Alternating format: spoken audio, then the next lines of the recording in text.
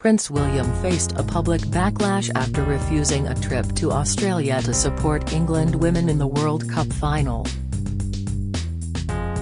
A Daily Express online readers poll asked if the Prince of Wales should attend Sunday's showdown with Spain. Some 57% said yes and 40% no, with 3% undecided.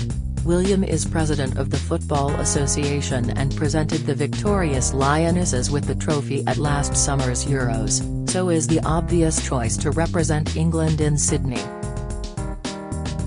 But Buckingham Palace confirmed yesterday that no members of the royal family will be attending the game. In contrast, Spain's Queen Letizia and her younger daughter, Sofia, 16, are flying to Australia to cheer on their own national side. Palace officials declined to say if King Charles had been invited to attend by the governments of co-hosts Australia and New Zealand, both led by prime ministers who want their countries to become republics. Poll: should Prince William attend the World Cup final? Royal watchers have been surprised that in the first year of his reign the 74-year-old monarch has not visited a single one of the 14 overseas countries where he is also head of state. In February, however, James Johnson, the chief executive of Football Australia, urged the King to go to the Women's World Cup. He said, "It would be fantastic. It would make a World Cup even more special." The heir to the throne has been on an extended summer holiday with his family since attending the Wimbledon men's tennis final as his last official engagement on July 16, and argued that it did not make sense to fly across the world for a very short period of time. He and the King both sent congratulatory messages to the England team after their 3-1 semi-final win over Australia on Wednesday and, seeking to maintain a balanced approach as representatives of the Australian monarchy, gave fulsome praise to the Matildas. A senior royal aide said of the family, "Everyone will be watching on television. They are all very interested." But supporters of the monarchy in both England and Australia criticise the decision not to send anyone. Don't miss: Lib Dems call for emergency law allowing pubs to open at 10 a.m. for World Cup final. Latest, major UK pub chain offering free pints to England fans cheering on Lionesses. Exclusive: Serena Wiegman may replace Gareth Southgate as England men's boss. News, royal commentator Richard Fitzwilliam said, "I think this is an opportunity missed. There really ought to be someone there from the royal family." He added, "Nothing like this has happened since 1966, when England men lifted the World Cup. This is something that the whole nation will come together over." Prince William is the obvious choice as the president of the Football Association, and it would be wonderful if the Princess of Wales could go too. The Waleses are the world's most glamorous royal couple. It's a long way to go, but it's a long way to go for an important reason. On Australia's largest digital network for women, 9Honey, commentator Natalie Oliveri wrote, "If true, Prince William's absence will be seen as a huge snub not only to his national team but the many Australian royal fans who've been waiting on a visit from the heir to the throne for at least 3 years. In fact, William has not visited Australia since 2014. There were reports that he and Kate were planning a trip in 2020, but it had to be scrapped because of the pandemic. The Prince, 41, did not travel to Qatar to watch England men's team in last year's World Cup.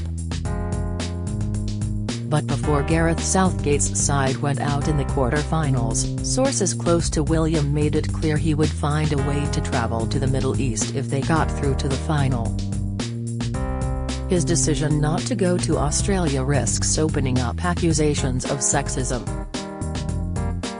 The Lionesses' achievements have been hailed as a huge advance for women in general in this country. Paul Jeter, a Green Party activist in Ingatestone, Essex, noted that William and Rishi Sunak had both declined to attend the final, leaving it to Culture Secretary Lucy Fraser. He said, "Can't help but think they'd be pulling out all the stops to be there if it was England's men's side." William and other members of the royal family are expected to gather at Balmoral over the next few weeks. The King, who has been at the Castle of May and then Berkeley, is expected to take up official residence at the Scottish estate on Monday. One factor in William's thinking may have been his work promoting ways of combating climate change through his £50 million Earthshot Prize for technological innovations. Some royal watchers said he would have been criticised for flying across the world. Queen Elizabeth II was at Wembley to see England win the World Cup in 1966, and many other foreign royals have attended football finals.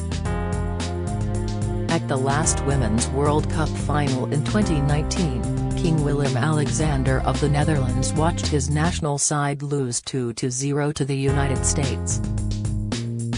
Analysis by Phil Dampier. The whole nation will be hoping the Lionesses can emulate the boys of '66 and win the World Cup on Sunday.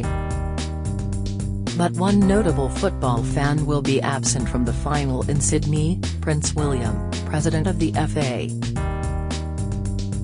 "I have no doubts that if Gareth Southgate's team had made it to the men's final in Qatar last year, William would have been there. So why isn't he grabbing a first-class ticket down under to cheer on Serena Wiegman's brilliant players?" Both William and King Charles have sent warmest congratulations to the team, who will doubtless be treated to a Buckingham Palace reception and showered with honours if they beat Spain. William, who has burnished his green credentials with the Earthshot Prize, would be open to criticism if he flew to the other side of the world for just one soccer match. But using that argument, you would never go anywhere. Queen Letizia of Spain is expected to attend, and I doubt she will be pilloried. The problem is that nearly a year after Queen Elizabeth's death, Charles has yet to visit any of the other 14 countries of which he is head of state.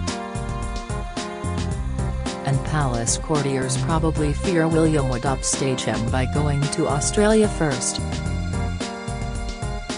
The king needs to be invited by host countries, but it's well known many plan to ditch the monarchy.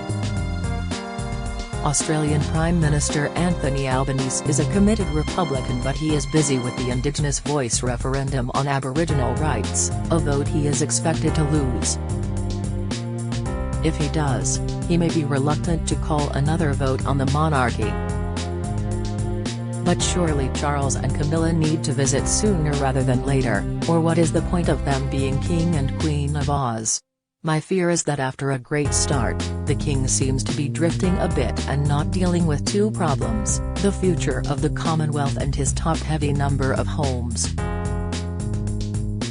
The Commonwealth Heads of Government Conference in Samoa in October 2024 will provide an opportunity for a royal tour of Australia and New Zealand. But that's over a year away, and in the meantime, Republicans won't be resting. Phil Dampier is a royal author,